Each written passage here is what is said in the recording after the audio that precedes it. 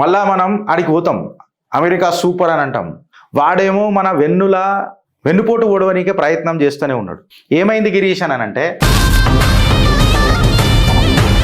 వీడికి నిలవెత్తు విషం పడ్డది భారత్ మీద. ఎందుకు పడ్డదో మళ్ళీ నాకు అర్థం కాదు.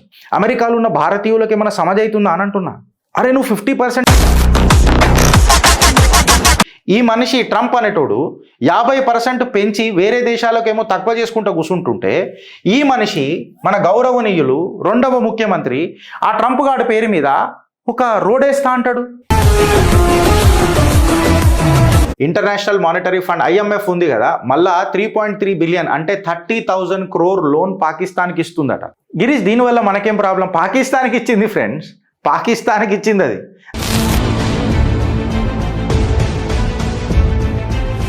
ఇది నిజంగా చెప్పాలనంటే వెనకటికి లోన్లు ఎగ్గొట్టినా ఇచ్చింది అని అంటే, పాకిస్తాన్ మళ్ళీ ఇంప్రూవ్ చేస్తున్నదా, పాకిస్తాన్ ఆర్థిక పరిస్థితి ఏమన్నా అవుతున్నదా అని అంటే, రియాలిటీగా చూస్తే ఒక ఎకనామిక్ కొలాప్స్ అవుతున్నది. టెర్రర్ మన దరిద్రం చూడుండ్రి. మళ్ళా మనం ఆడికి పోతాం, అమెరికా సూపర్ అని అంటాం. వాడేమో మన వెన్నుపోటు ఓడవనికే ప్రయత్నం చేస్తూనే ఉన్నాడు. ఏమైంది గిరీష్ అని అంటే, అమెరికా అని అనలేం కానీ ఇంటర్నేషనల్ మానిటరీ ఫండ్ IMF ఉంది కదా, మళ్ళా 3.3 బిలియన్ అంటే 30,000 crore లోన్ పాకిస్తాన్కి ఇస్తుందట. 30,000 crore ఎవరు ఇస్తుర్రు? IMF. ఆల్రెడీ పాకిస్తాన్ ఇది డిఫాల్ట్ చేసింది, కట్టలే వెనకటికి తీసుకున్నప్పుడు కూడా. కట్టకపోయినా ఇంత ప్రేమ ఎందుకు అని చెప్పి చెప్తున్నా నేను. అసలు మేజర్ లెండర్స్ ఎవరెవరు పాకిస్తాన్కి అని అంటే, ఏషియన్ డెవలప్మెంట్ బ్యాంక్ వచ్చేసి $2,200 మిలియన్ ఇస్తుందట. మన వరల్డ్ బ్యాంక్ వచ్చేసి $1,328 ఇస్తుందట. మన ఇంకొకటి ఏ బ్యాంక్ ఇది, మన ఇంటర్నేషనల్ మానిటరీ ఫండ్ వచ్చేసి ఇగో ఇన్ని పైసలు ఇస్తుందట. ఏషియన్ ఇన్ఫ్రాస్ట్రక్చర్ ఇన్వెస్ట్మెంట్ బ్యాంక్ వచ్చేసి 500. ఇదేమో గ్రీన్ కలర్ ఏమో 2023లా, డార్క్దేమో 2024లా. లాస్ట్ ఏమో 2023లా ఏషియన్ డెవలప్మెంట్ బ్యాంక్ వచ్చేసి ఇంత ఇచ్చిందట, ఇప్పుడేమో 1,300 ఇస్తుందట. మళ్ళీ పాత పంచాయతీ ఇప్పటిదాకా వాళ్ళు కట్టలే. సేమ్ వరల్డ్ బ్యాంక్ కూడా లాస్ట్ టైం $2,100 మిలియన్ ఇచ్చిందట, ఇప్పుడు 2,200 ఇస్తుందట. అంటే వీళ్ళు ముంచినా వీళ్ళకి ఇస్తున్నారు. దాని తర్వాత మీకు ఇంటర్నేషనల్ మానిటరీ ఫండ్ వచ్చేసి $1,166 మిలియన్ ఇస్తుందట. ఏషియన్ ఇన్ఫ్రాస్ట్రక్చర్ ఇన్వెస్ట్మెంట్ బ్యాంకు కూడా వెనకటికి 559 ఇచ్చిందట, ఇప్పుడు 349 ఇస్తుందట. Inter American development bank last time వాళ్ళకి $178 మిలియన్ ఇచ్చిందట, ఇప్పుడు $318 మిలియన్ ఇచ్చిందట. అంటే మీరు అర్థం చేసుకోరు ఫ్రెండ్స్. ఇక గిరీష్ దీనివల్ల మనకేం ప్రాబ్లం? పాకిస్తాన్కి ఇచ్చింది ఫ్రెండ్స్, పాకిస్తాన్కి ఇచ్చింది అది.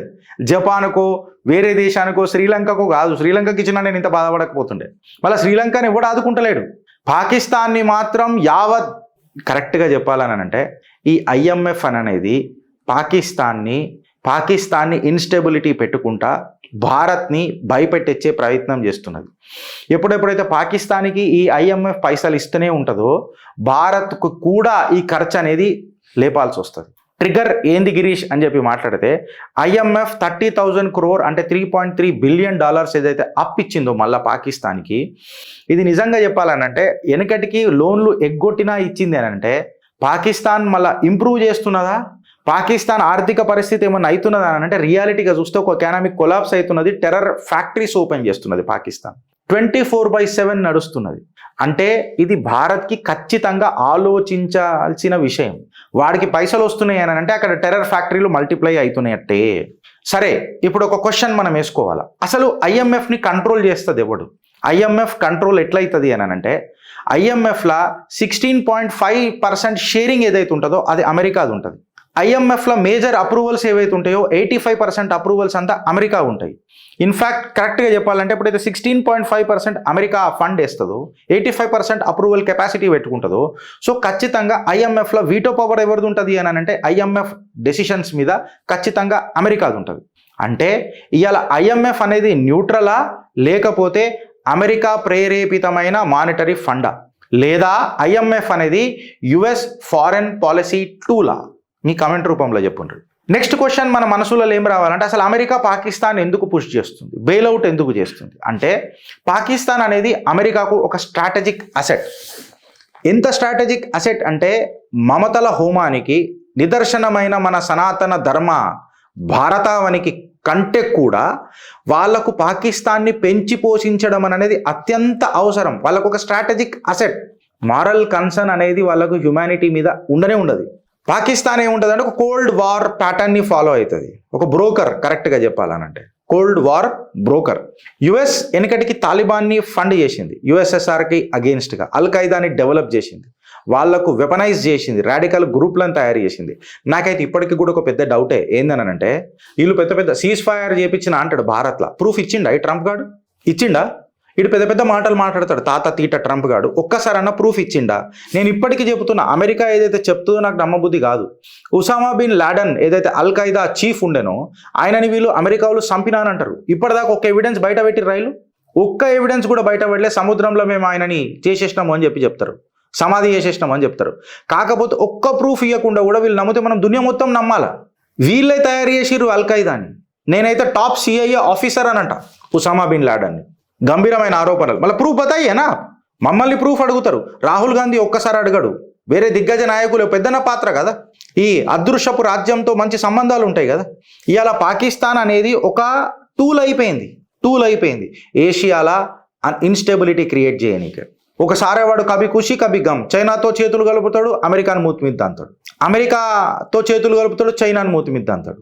ఈ పాకిస్తాన్ ఏదైతే గ్లోబల్ బెగ్గింగ్ బౌల్ ఉందో ఫ్రెండ్స్, ఇప్పుడు ఏడీబీ బ్యాంక్ ఇన్ని పైసలు ఇచ్చింది, ఇన్ని ఎక్సెట్రా ఇవన్నీ మనం చూసినాము. ఇంట్లో ఏమైనా అకౌంటబిలిటీ మీకు కనిపించిందా? ఇంట్లో మీకు ఏమైనా ట్రాన్స్పరెన్సీ కనిపించిందా? ఇంట్లో మీకు ఏమైనా అష్యూరెన్సెస్ కనిపించినాయా? ఇవేవి కనబడలే మీకు. కేవలం ఏం కనబడ్డది? ఏ ఐఎంఎఫ్ పైసలల్లా పాకిస్తాన్కి వచ్చినప్పుడల్లా అంటే టెర్రర్ స్పిల్ ఓవర్ కనిపించింది. పాలు ఉప్పొంగినాయి అంటాం చూడు, పొయ్యి మీద పెడితే వీళ్ళు మంట పెట్టినంత సేపు మనము వేడెక్కి పాపం పాలు పొంగితే మంచిదేమో అనుకుంటాం. ఈడ టెర్రర్ సంస్థలు, ఫ్యాక్టరీలు పొంగుతున్నాయి పాకిస్తాన్లో గంతే. ఎప్పుడెప్పుడైతే పాకిస్తాన్కి అమౌంట్ దొరుకుడు మొదలైందో భారత్ సైనికులకు భారత్ ఛాతి మీద బుల్లెట్లు పడతనే ఉన్నాయి ఏదో రకంగా. కంప్లీట్గా ఈ బెయిల్అవుట్లు అనేది పాకిస్తాన్ని కాపాడనికే కాదు, ఇన్ఫ్యాక్ట్ చెప్పాలనంటే పాకిస్తాన్ యొక్క ఆర్మీ మీద నమ్మకం లేక టెర్రర్ నెట్వర్క్కి ఫండింగ్ చేస్తున్నారు. వెనకటికి అల్ ఖైదా, ఇప్పుడు ఆ అల్ ఖైదా సబ్సిడరీయే పాకిస్తాన్. ఈ ఐఎంఎఫ్ కంప్లీట్గా ఏంది గిరీష్ అని చెప్పి మనం మాట్లాడితే, ఇలా పనేముంటుంది రా ఈ ఐఎంఎఫ్ వాళ్ళది పైసలు ఇచ్చిన తర్వాత పాకిస్తాన్కి ఏంటంటే బార్డర్ ఇన్ఫిల్ట్రేషనే. కరెక్ట్గా చెప్పాలంటే చొరబాటుదారులను పెంచుడు. ఈ వింటర్ సీజన్లో మనం ఆల్రెడీ ఇంటెల్ వచ్చేసింది, నిన్ననే మనం మాట్లాడుకున్నాం. సింధూర్ ఆపరేషన్ సింధూర్ 2.0 దూరం ఏం లేదు మనకు. మళ్ళీ పాస్ బటన్ మీద క్లిక్ చేయాల్సిందే మనం. పాట షురుగానికే, వేట షురుగానికే. ఎక్కడికక్కడ లాంచ్ ప్యాడ్లు తయారైపోయినాయి. ఇప్పుడు మళ్ళీ ఈస్ట్ పాకిస్తాన్ వెస్ట్ పాకిస్తాన్ అయిపోయింది భారత్కి. ఈ స్ట్రాటజిక్ కాస్ట్ అనేది భారత్ ఖచ్చితంగా అబ్జర్వ్ చేయాల్సిందే. యుఎస్ ఏం సిగ్నల్ ఇస్తున్నది అని అంటే, ఇప్పుడు మనం ఒకసారి చూడండి, వెనకటికి నిన్నగాక మొన్ననో కరెక్ట్ ఒక వారం 15 రోజులు అయింది అనుకుంటా కదా, ఆ ఆఫ్ఘాన్ ఎవడో షూటర్ వచ్చి ఒక బుల్లెట్ ఫైర్ చేసి ఎవరో నేషనల్ సెక్యూరిటీ గార్డ్లని అది చేసిండు. వాళ్ళ నేషనల్ గార్డ్స్ అని ఎవరో ఉంటారో వాళ్ళని జర కొంచెం తీవ్ర గాయాలో లేదో చచ్చిపోయారో నాకు తెలియదు. ఇప్పుడు మళ్ళీ దీని మీద కార్వాయి ఏమైంది? అసలు యుఎస్ ఇంటెలిజెన్స్ 9/11 ఎట్లా మిస్ అయింది? బాస్టన్ బాంబింగ్లో ఇంటెలిజెన్స్ ఎట్లా మిస్ అయింది? దీని మీద అమెరికా వాడు పల్లెత్తు మాట మాట్లాడాడు. ఎవరు మాట్లాడరు, కానీ అమెరికన్ ఇంటెలిజెన్స్ చాలా మంచిది అని చెప్పి మనసుంటి చిల్లరగాళ్ళు కొంతమంది ఉంటారు, వాళ్ళే పొగుడుతుంటారు. అమెరికాలో ఇంత పెద్ద కొలాప్సులు జరుగుతూ ఉన్నాయి, దీని మీద ఏం మాట్లాడరు. పెద్ద పెద్ద ఘాతక్ జరిగినాయి ఆడ. బిల్డింగ్లకు కొన్ని వేల మంది కొలాప్స్ అయిపోయినారు. మళ్ళీ ఈ ఈకో సిస్టమ్కి కంప్లీట్గా ఏడ ఉన్నదంటే ఉసామా బిన్ లాడెన్ కూడా పాకిస్తాన్లోనే ఉన్నాడని మళ్ళీ అమెరికా కూడా చెప్తాడు.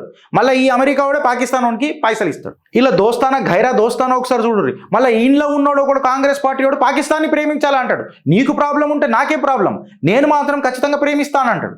ఐఎంఎఫ్ అనేది ఇలా భారత్కి దగ్గరగా ఉన్నదా, లేదా గ్లోబల్ సౌత్కి వ్యతిరేకంగా ఉన్నదా, లేకపోతే పాకిస్తాన్కి దగ్గర ఉన్నదా అనేది మీ కమెంట్ రూపంలో మీరు ఎప్పుడు ఆలోచించి. వీళ్ళు వెస్ట్ని రిప్రజెంట్ చేస్తా అని అంటారు, కాకపోతే అసలు దునియాని ఎప్పుడు వీళ్ళు రిప్రజెంట్ చేయలే. వీళ్ళు కేవలం గ్లోబల్ సౌత్ అని అంటే, ఇలా మీరు అర్థం చేసుకోవాల్సింది ఏంటంటే ఫ్రెండ్స్, గ్లోబల్ సౌత్ అని అంటే మానవత్వం ఉన్న సౌత్. ఇది 80% ఆఫ్ హ్యుమానిటీ ఉన్నది. వీళ్ళ దగ్గర కంప్లీట్గా రెజిమ్ చేంజర్లే ఉన్నారు. ఈ అమెరికన్ సోకాల్డ్ వీళ్ళ వత్తాసు వాళ్ళకే గులాంగాళ్ళు. పాకిస్తాన్కి అప్పిచ్చుడు అని అంటే మీరు ఎప్పుడు ఫ్రెండ్స్ ఎట్లుంటుందో. ఇవాళ పిఎం మోడీ ఫారెన్ పాలసీని వీళ్ళు తట్టుకోలేకపోతున్నారు. ఆ స్ట్రెంగ్త్ అండ్ సోవరెనిటీ కలిపితే ఎట్లుంటుందో అనేది మోడీ ప్రతిభ కనబడుతున్నది ఆడ, భారత్ ప్రతిభ కనబడుతున్నది ఆడ. ఎవరెవరైతే టెర్రర్ స్పాన్సర్లు ఉన్నారో వాళ్ళకు ఛాతీల గడ్డపార దించుతున్నాడు ఈ ప్రభుత్వం. ఇక ఇప్పుడు ఖచ్చితంగా ఈ ఐఎంఎఫ్ స్ట్రక్చరల్ రిఫార్మ్ జరగాలి ఫ్రెండ్స్, ఖచ్చితంగా జరగాలి. మల్టీపోలార్ ఫైనాన్షియల్ సిస్టమ్ అనేది ఒకటి రావాలా. అందుకే RuPay, UPI diplomacy, SDR reforms, bricks bank, G20 financial task ఇవన్నీ తీసుకొస్తుంటే మనకేం లాభము అని చెప్పి కొంతమంది మాట్లాడతారు. మళ్ళీ ఇప్పుడు పాకిస్తాన్కి పైసలు ఎందుకు ఇస్తే మనకు నష్టమా లాభమా అని కూడా మాట్లాడాడు. నీ రూపీ పడిపోతుంది, డాలర్ పడిపోతుంది, ఫైన్ రా భయ్, నేను కాదనంటే దాని మీద చిట్టా తెస్తా రేపో ఎల్లుండో తెస్తున్నా. నేను మిమ్మల్ని కూడా అడుగుతున్నా, మళ్ళీ ఇది కరెక్టా రాంగా దాని మీద మాట్లాడుర్రి, దీని మీద ఎవడు మాట్లాడాడు. ఇవాళ IMF ఇంకా USA ఒక మెసేజ్ ఇచ్చింది ఏంటంటే మేము టెర్రర్ ఫ్యాక్టరీలు పెంచుతాము, పీస్ఫుల్ నేషన్స్ని గెలుకుతాము. ఇండియా పొజిషన్ కూడా క్రిస్టల్ క్లియర్ ఉన్నది పాకిస్తాన్ మీద. బిడ్డా నీకు ఫ్రీ పాస్ ఏమి ఇయ్యము, నీ ఛాతి చపాతి చేయకపోతే వదిలే ప్రసక్తే లేదు అని చెప్పిండ్రు. నువ్వు గ్లోబల్ టెర్రరిజం మీద డబుల్ స్టాండర్డ్స్ చేస్తానంటే ఆడు ట్రంప్ అయినా అనయ్య అమ్మ మొగుడు ఎవడైనా ఊరుకునేదే లేదు అని అనేది భారత్ క్లియర్ కట్గా పోతున్నది. ఈ హిడెన్ జియోపొలిటికల్ అజెండాలు మా దగ్గర పనిచేయని చెప్పింది. నేషనల్ సెక్యూరిటీ మా ప్రధాన లక్ష్యము, మా కోర్ రెస్పాన్సిబిలిటీ అని చెప్పింది.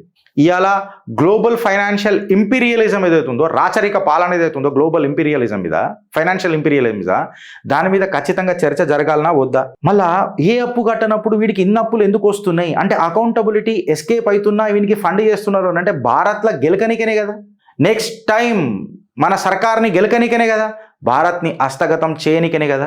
నీ నాగరికత కుప్పగూలుతుంటే ఆనాడు ఏం చేయలేదు కదా అని చెప్పి తపన పడ్డావు. నీ తపన పడ్డందుకు భగవంతుడు ప్రసన్నమై ఒక తపస్విని నీకు ప్రధానమంత్రికి ఇచ్చిండు. ఆ తపస్విని రేపు నువ్వు కోల్పోతావా అనేది ఒక పెద్ద క్వశ్చన్. నువ్వు ఆలోచిస్తావా లేక అనుభవిస్తావా అనేది క్వశ్చన్. భారత్ మాతాకి జై. భారత్ మాతాకి జై అనే కంటే ముందు ఫ్రెండ్స్, ఇదే అమెరికా ఇవాళ పేపర్లలో కూడా వచ్చింది, మన బియ్యం మీద టారిఫ్ వేసింది. ఆడికి ఎన్నో బియ్యాలు కనిపించినాయి వేరే దేశాల నుంచి, కేవలం భారత్ నుంచి వచ్చిన బియ్యం మీదనే ఈయన కన్నుపడ్డది.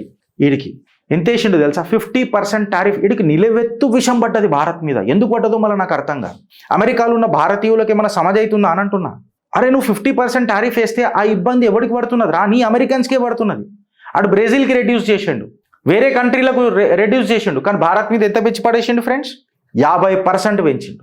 50% పెంచిండు. ఇప్పుడు హైలైట్ చూడండి, ఈ మనిషి ట్రంప్ అనేటోడు 50% పెంచి వేరే దేశాలకేమో తక్కువ చేసుకుంటూ కూర్చుంటుంటే, ఈ మనిషి మన గౌరవనీయులు 2వ ముఖ్యమంత్రి ఆ ట్రంప్ గాడి పేరు మీద ఒక రోడ్ వేస్తా అంటాడు. ఇలా ఆలోచన ఎడదాకున్నదో మీకు అర్థమవుతుందా ఫ్రెండ్స్? ఎవరిదైనా పెట్టినుంటేనైనా మనం ఖుషి పడుతుండరా భయ్, నా దేశ ప్రజలది. గాడి పేరు పెట్టిండ్రు, అటు భారత్ల మీద ట్రంప్ టారిఫ్ వేసుకుంటూ పోతున్నాడు. గాడి పేరు మీద రోడ్డు పెడతానంటాడు రేవంత్ రెడ్డి. ఎవడు రూట్స్ ఏడ కనెక్ట్ అవుతున్నాయో చూడండి ఫ్రెండ్స్. మళ్ళీ ఇదే ట్రంప్ గారు పాకిస్తాన్కి పైసలు ఇస్తా అంటాడు. అంటే పాకిస్తాన్ని ప్రేమిస్తానన్న ఈ కాంగ్రెస్ పాకిస్తాన్ వాడికి పైసలు ఇస్తే హైదరాబాద్లో రోడ్ల పేర్లు పెడుతురా ట్రంప్కి అనేది నేను గంభీరమైన ఆరోపణ చేస్తున్నాను. మళ్ళీ దీని మీద స్పందించాలి కాంగ్రెస్. ఇవాళ కాంగ్రెస్ కార్యకర్తలు ఎవరెవరైతే నికాసైన కార్యకర్తలు ఎవరైతే ఉన్నారో కాంగ్రెస్లో, దేశభక్తి కలిగిన కార్యకర్తలు, వాళ్ళన్నా గలమెత్తి మాట్లాడాల. ఫ్రెండ్స్, నీకు నాకు ఐడియాలజికల్ డిఫరెన్స్ ఉండొచ్చు పార్టీ పరంగా, దేశం రా భయ్, మనది రా భయ్, దేశ్ సే బడకర్ కుచ్ నహీ భయ్, ఆలోచించుర్రా భయ్. భారత్ మాతాకి జై.